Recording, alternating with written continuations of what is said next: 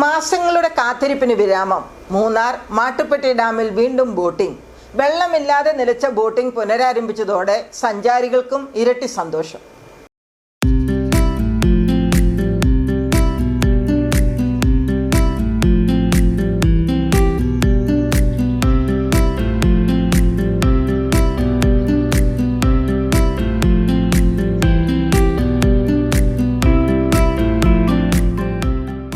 മാട്ടുപ്പെട്ടിയുടെ കാഴ്ചകൾ ഇനി വെള്ളത്തിലൂടെയും ആസ്വദിക്കാം.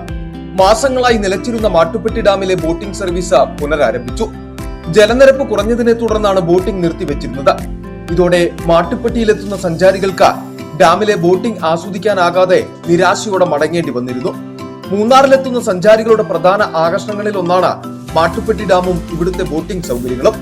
ശാന്തമായ ജലാശയത്തിലൂടെയുള്ള ബോട്ട് യാത്രയിൽ ചുറ്റുമുള്ള പച്ചപ്പും മലനിരകളുടെ മനോഹര കാഴ്ചകളും ആസ്വദിക്കാം.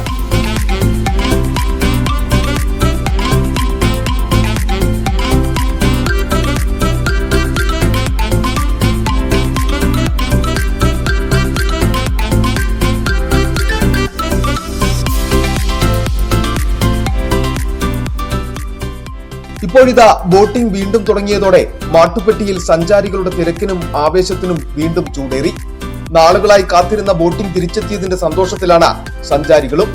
മാട്ടുപ്പെട്ടിയുടെ വിനോദസഞ്ചാര ഭൂപടത്തിൽ വീണ്ടും ബോട്ടിംഗ് സജീവമാകുമ്പോൾ സഞ്ചാരികൾക്കും ഇനി യാത്രയുടെ ആസ്വാദനം ഇരട്ടിയാകും. ഒപ്പം ടൂറിസം മേഖലയെ ആശ്രയിച്ച് മുന്നോട്ടു പോകുന്ന നൂറുകണക്കിന് കുടുംബങ്ങൾക്കും ഏറെ ആശ്വാസകരം. City vision, Munnar.